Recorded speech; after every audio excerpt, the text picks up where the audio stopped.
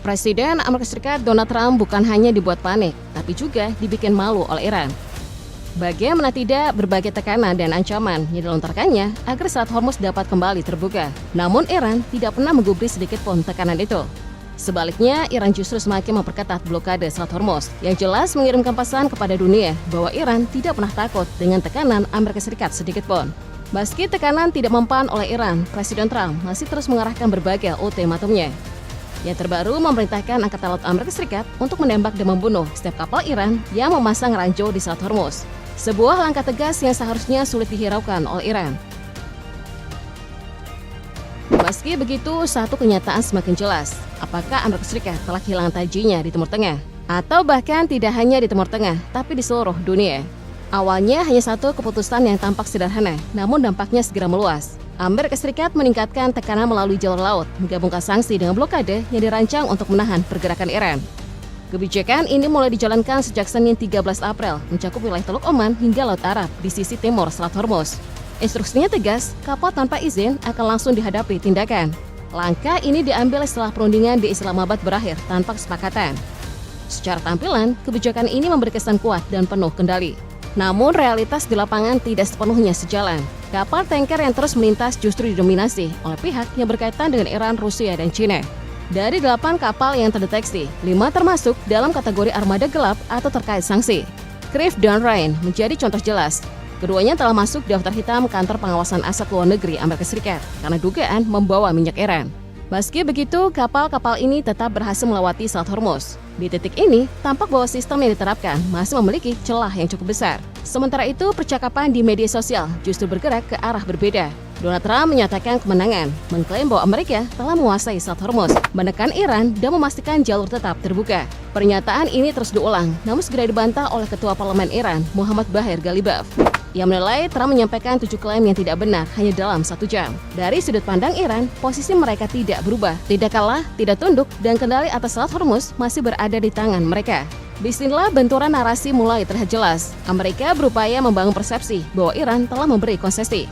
Resiko terbesarnya, narasi ini bisa digunakan sebagai dasar untuk menuduh Iran melanggar kesepakatan yang pada kenyataannya tidak pernah benar-benar disepakati. Sementara itu, Iran membawa versinya sendiri ke permukaan. Mereka mengklaim sempat membuka ruang dan mengizinkan sejumlah kapal melintas sebagai bagian dari kesepakatan agar Amerika Serikat melonggarkan blokade di Teluk Oman dan Laut Arab. Namun dari sudut pandang Iran, komitmen itu tidak dipenuhi. Dari sinilah ketegangan kembali meningkat. Iran pun memperketat pengawasan, bahkan menegaskan bahwa Selat Hormuz ditutup kembali. Setiap kapal yang hendak melintas diwajibkan memperoleh izin langsung dari otoritas Iran. Ini bukan sekedar pernyataan di atas kertas. Di lapangan, responnya langsung terlihat. 2 kapal berbendera Iran yang mencoba melintas diserang oleh kapal perang Garda Revolusi Iran. Situasi pun memanas ketika Amerika tidak tinggal diam. Kapal kargo MV Tosca yang terhubung dengan Iran ditembaki oleh 2 kapal perusak Amerika. Kapal tersebut berhasil dilumpuhkan. Personil marinir kemudian diterjunkan dan kapal itu akhirnya dikuasai. Namun rangkaian belum berhenti. Iran kembali merespon dan meluncurkan drone dan rudal ke arah sejumlah kapal Amerika. Ketegangan kini tidak lagi sebatas ancaman, melainkan sudah berubah menjadi aksi langsung. Sebagai penutup dari rangkaian ini, Iran mengirim sinyal yang jauh lebih keras. Melalui perwakilannya di Bahrain, mereka menegaskan bahwa jika konfrontasi berlanjut, maka balasan berikutnya akan jauh lebih besar. Pada titik ini, satu hal menjadi jelas, eskalasi telah terjadi, dan arahnya semakin sulit diprediksi. Lalu muncul pertanyaan besar, di tengah situasi sepanas ini, apakah masih tersisa ruang untuk meredakan keadaan? Atau justru jalan menuju damai mulai tertutup? Di saat blokade laut diberlakukan, satu hal justru mengejutkan banyak pihak. Aliran minyak Iran tetap berjalan. Tekanan yang seharusnya menghentikan mereka ternyata tidak sepenuhnya efektif. Berdasarkan pemantauan Independent Tanker Trackers, Iran tercatat masih mampu mengekspor sekitar 9 juta barel minyak mentah sejak blokade mulai diterapkan. Angka ini jelas bukan kecil, dan kemunculannya pun bukan kebetulan. Sebagian besar pengiriman dilakukan melalui berbagai jalur alternatif, mulai dari penyimpangan terapung di Teluk Oman hingga jaringan armada bayangan yang beroperasi di luar pengawasan konvensional. Laporan intelijen maritim bahkan mencatat puluhan kapal yang terhubung dengan Iran masih mampu menembus atau setidaknya menghindari pembatasan yang diberlakukan. Ini menunjukkan satu hal, tekanan memang ada, tapi belum sepenuhnya efektif. Di sisi lain, narasi menyebut kekuatan Iran mulai melemah kini semakin diragukan. Fakta di lapangan menunjukkan mereka masih bertahan bahkan dalam kondisi yang relatif kuat. Data intelijen mengungkap Iran masih menyimpan sekitar 70% stok rudal dan 40% drone dari sebelum konflik. Angka ini cukup untuk mempertahankan posisi sebagai ancaman strategis, terutama di kawasan krusial seperti Selat Hormuz. Lebih jauh lagi, Iran tidak hanya bertahan. Mereka juga bergerak membangun ulang kapasitasnya dan cepat.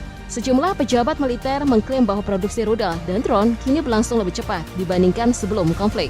Ini memberi sinyal jelas bahwa daya tahan mereka bukan sekedar sementara, melainkan berkelanjutan. Namun kekuatan Iran tidak berhenti pada aspek militer. Mereka juga aktif di arena lain, perang narasi.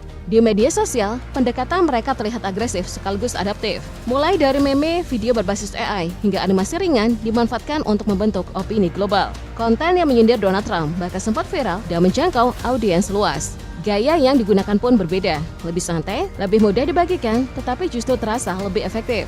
Di era saat ini, persepsi bisa memiliki bobot yang sama pentingnya dengan kekuatan militer.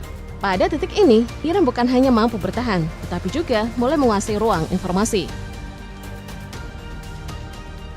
Di balik panasnya situasi di lapangan, sebenarnya sempat muncul upaya untuk membuka ruang dialog. Perundingan sempat berjalan, namun seperti banyak konflik besar lainnya, persoalan utama muncul dari tuntutan. Amerika Serikat datang dengan tekanan maksimal, termasuk permintaan agar Iran memindahkan uranium yang telah diperkaya ke luar negeri. Bagi Iran, tuntutan itu bukan sekedar permintaan biasa, melainkan bentuk tekanan. Juru bicara Kementerian Luar Negeri Iran, Ismail Baghai, menegaskan bahwa Teheran tidak akan memindahkan uranium apapun ke luar negeri. Di titik ini, tidak ada ruang kompromi. Di sisi lain, Amerika Serikat justru meningkatkan tekanannya. Ancaman mulai dilontarkan. Jika kesepakatan gagal, infrastruktur vital Iran bisa menjadi target penghancuran. Dari sini, arah diplomasi perlahan bergeser. Bukan lagi upaya mencari titik temu, melainkan saling mengunci posisi. Ketidakpastian semakin terasa ketika Baghai menyampaikan bahwa untuk saat ini tidak ada rencana melanjutkan putaran negosiasi berikutnya. Ini berarti prosesnya bukan sekedar tertunda, tetapi mulai terhenti. Iran juga menilai Washington tidak menunjukkan keseriusan dalam diplomasi, terutama setelah berbagai tindakan yang dianggap melanggar gencatan senjata, baik di Lebanon maupun di kawasan Teluk Oman. Dalam situasi seperti ini, kepercayaan nyaris tidak tersisa, dan tanpa kepercayaan, diplomasi sulit bergerak. Meski demikian, jalur damai belum sepenuhnya tertutup. Komunikasi informal masih berlangsung, dan tekanan internasional tetap ada. Namun dengan ancaman yang terus meningkat, serta tuntutan yang kaku, ruang kompromi kini semakin sempit. Saat diplomasi mulai kehilangan arah, dinamika di lapangan justru bergerak ke arah yang makin sulit diprediksi. Walau gencatan senjata telah diberlakukan, kondisi di lapangan menunjukkan bahwa konflik ini belum benar-benar berhenti. Ia hanya berganti bentuk. Konfrontasi terbuka memang mereda, tapi digantikan oleh fase yang lebih senyap sekaligus lebih beresiko. Persiapan berlangsung tanpa sorotan, sementara Iran terus memulihkan dan meningkatkan kekuatan militernya. Di sisi lain, Amerika Serikat bersama sekutunya memperkuat kehadiran serta dukungan logistik di kawasan. Pergerakan tetap terjadi, hanya saja tidak lagi terlihat mencolok. Aktivitas intelijen meningkat. Perang cyber mulai memainkan peran, dan operasi bayangan perlahan menggantikan serangan langsung. Inilah yang kemudian menciptakan ilusi ketenangan, seolah situasi mulai mereda, padahal ketegangan tetap tinggi. Justru dalam fase seperti ini, konflik menjadi jauh lebih sulit diprediksi. Karena perang tidak lagi tampak di permukaan, tetapi tetap berjalan di balik layar, menunggu waktu untuk kembali meledak.